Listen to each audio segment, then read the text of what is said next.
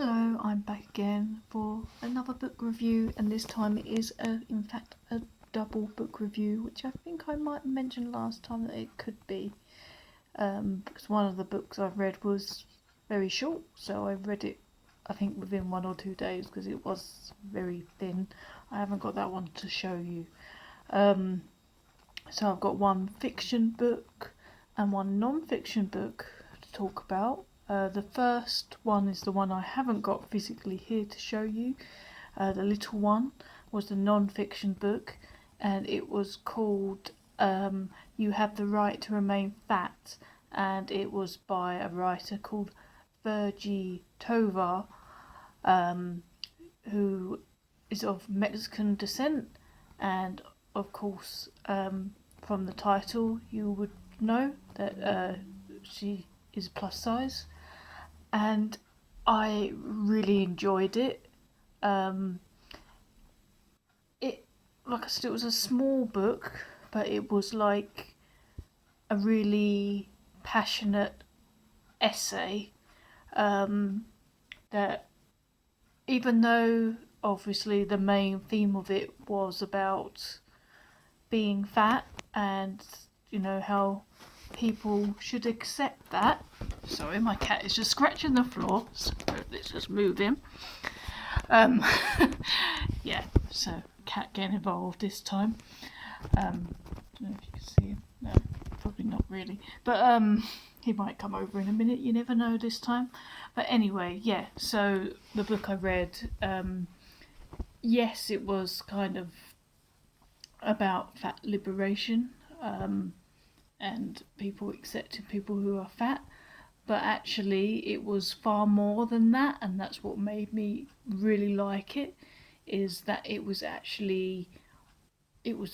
extremely feminist, and it was also talking about kind of inclusion as a whole. So it was talking about inclusivity with racial, with size, with gender, and yeah, I agreed with much of what she had to say in the book.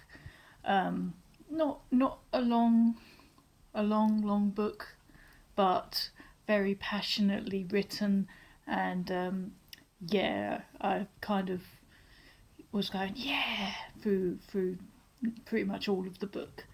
The other book, the fiction book I do have here, and this one I went off pissed off my to be read list, which for those who know is absolutely huge, and that's basically where I'm getting what I'm reserving at work at the library, and then sort of working my way very slowly through them all. But this particular book, I've gone off track of that for a moment, because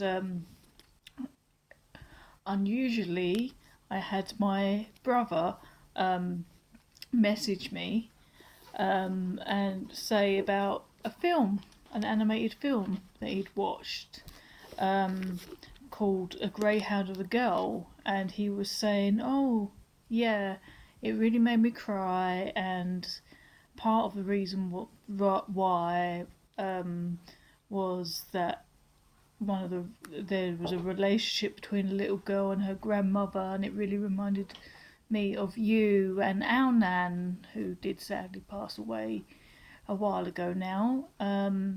And he said to me, oh, it's based on a book, so maybe you want to check it out of your library. So of course, based on what he'd said, because he doesn't normally say stuff like that, I was kind of intrigued, obviously, to kind of see, because I wasn't going to go to the cinema in any hurry, to be fair. So I found out the writer, and it's a children's book, a children's fiction book by Roddy Doyle, and it's called A Greyhound of a Girl. And this was so sweet. It was so sweet. It's quite a rare occasion that I read children's books these days, but I do read them now and again. But yeah, I'm really glad my brother pointed this one out to me. I've heard his review that is also on YouTube of the film version, and it sounds like it's quite different in that it's got a lot of stuff added to it. But I really like this. It's nothing too complex or too hard, but it's all about generations of women. So it's about um, a daughter, her mother, the grandmother, and the great great grandmother. Um, so yeah, it's really beautiful. It's kind of the grandmother is dying, and her mother, the great grandmother, comes into their lives as a ghost, and they end up going on a trip together. And basically, it's about kind of reassuring the nan in it, that she's going to be fine, as she passes away. Um, I don't think I'm really revealing too much with that, because pretty much the blurb of the book pretty much kind of says it anyway, because it says Scarlet, Mary, Tansy, and Emma. Um, Mothers and daughters heading off on a car journey, one of them dead, one of them dying, one of them driving, one of them just beginning. They're going back to the past on a matter of life and death. But yeah, so this was lovely. It's based in Ireland, so yeah, the talk is very Irish in it. Like they like saying grand quite a lot. Yeah, it was really heartwarming and nice. Really cozy, really cozy. It did make me cry at the end.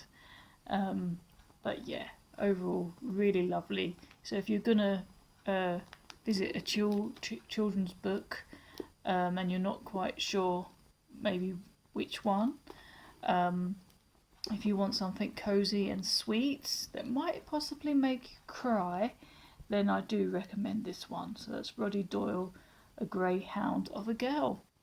And yeah, so that's it for this time. And I'll be back very soon. Let me know in the comments if anything you're reading at the moment, and whether I should read it, or if you've read either of the books I've mentioned and what you thought of them. I'd love to know. And I will see you next time. Bye.